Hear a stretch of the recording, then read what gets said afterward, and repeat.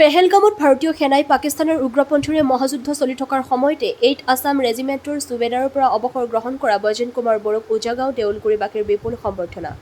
২৬ বছৰ ধৰি দেশৰ হৈ সেৱা আগবঢ়োৱা বৈজেন কুমাৰ বড়ো সুশৰীৰে নিজ গৃহলৈ ঘূৰি অহাত ছাগলীকান্দা আৰু উজাগাঁও দেউলগুৰিত আনন্দ উল্লাসৰ জোৱাৰ। খেৰাই নৃত্য বেণ্ড পাৰ্টীয়ে গাঁৱৰ ডেকা বুঢ়া জীয়ৰী বোৱাৰী সকলোৱে ভাৰতীয় সেনাবাহিনী বৈজেন কুমাৰ বড়োক আদৰি আনে পূৰ্বৰ ঘৰ ছাগলীকান্দাৰ পৰা।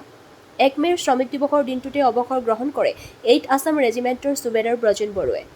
আজি নিজ গৃহ দেউলগুৰিত বাথৌ ধৰ্মৰ ৰীতি নীতিৰ মাজত অনুষ্ঠিত হোৱা সম্বৰ্ধনা সভাত সুবেদাৰ ব্ৰজেন বড়োক টিয়াপুখুৰী, ছাগলীকান্দা আৰু দেউলগুৰি বাথৌ খেল সমাজ আৰু মাইনাও আফাদাৰৰ লগতে ৰাইজে সম্বৰ্ধনাৰে উপচাই পেলায়।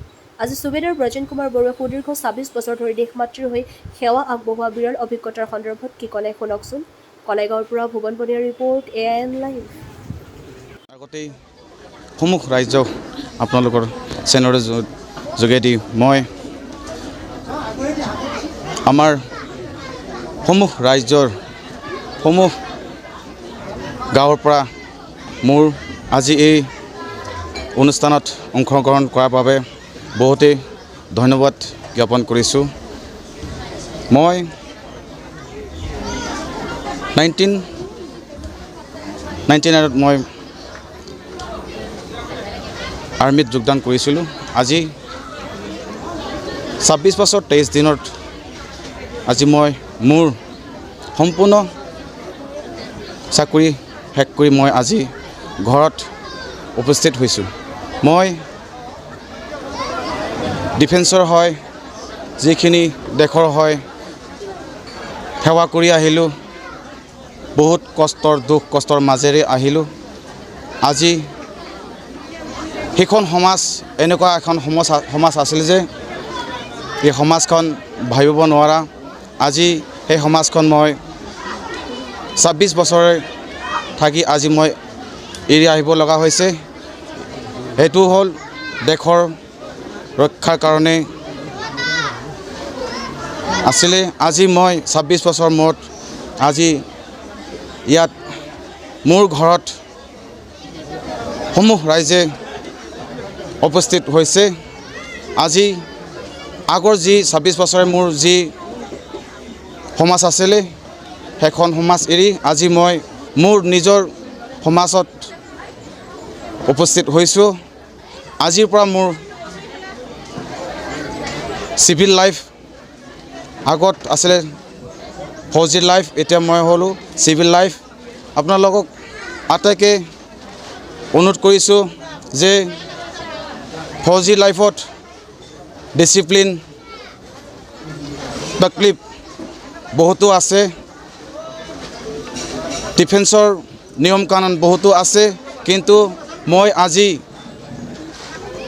চিভিল হোৱাৰ পিছত যি নেকি চিভিলৰ বিষয় মই একেবাৰে শূন্য ক'ব লাগিব। বিশেষকৈ চিভিলৰ বিষয়ে মই কি হয় কি নহয় মই একো নাজানো। যে আপোনালোকৰ চেনেলৰ জৰিয়তে মই অনুৰোধ কৰিছোঁ যে আগন্তুক দিনবোৰলৈ যেন মোক শিকাই বুজাই দেহা পৰামৰ্শ দিয়ে যাতে মোক আগবঢ়াই নিয়ে। সেয়েহে সমূহ ৰাইজকে মই মোৰ ফালৰ পৰা ধন্যবাদ জ্ঞাপন কৰি নমস্কাৰ। বহু বছৰ ধৰি বাহিৰতে থাকিল স্বামী, এতিয়া মোৰ ঘৰলৈ উভতি আহিছে। তাৰে মই এতিয়া বহুত আনন্দিত। আজি গোটেই ৰাইজে আপোনাৰ স্বামীক আদৰি আনিছে। হয়, গোটেই ৰাইজৰ উদ্দেশ্যে আপুনি কি ক'ব? সকলো ৰাইজকে মই নমস্কাৰ জনাইছোঁ, যাতে আজি কাৰ্যসূচীখন ভালে ভালে চলাই নিয়ে। আৰু আপুনি স্বামীক কিদৰে এতিয়া প্ৰতিপালন কৰিব, যিহেতু এতিয়া ঘৰতে থাকিব, কেনেদৰে সেৱা আগবঢ়াব? মই আগতে যেনেকুৱাকৈ স্বামীক ভগৱান হিচাপে পালিছিলোঁ, এতিয়াও মই এনেকৈ পালিম। সেইটো আৰু আজি তেওঁক কি আশীৰ্বাদ দিব? ভগৱান ঘৰত আহি গ'ল, হয়, আপোনাৰ অন্তৰৰ পৰা কি আশীৰ্বাদ দিব? আগন্তুক দিনত যাতে মোক আগৰ দৰে মৰম কৰি ঘৰ চিৰ জীৱনটো ভালে ভালে চলাই নিয়ে, সেইটো আৰু। হয়, নমস্কাৰ।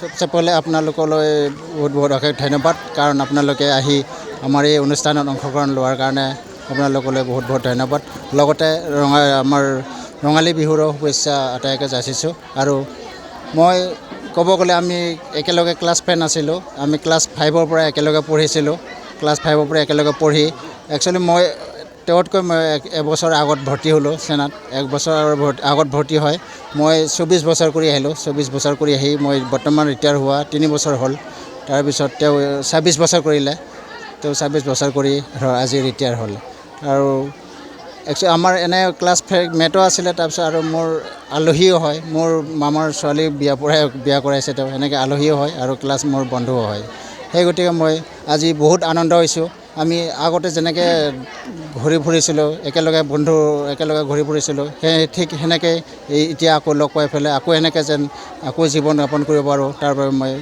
বহুত বহুত ভগৱানৰ ওচৰত কামনা কৰিছোঁ যিকোনো খবৰ আৰু বিজ্ঞাপনৰ বাবে যোগাযোগ কৰক 7896121996 লগতে 7002537271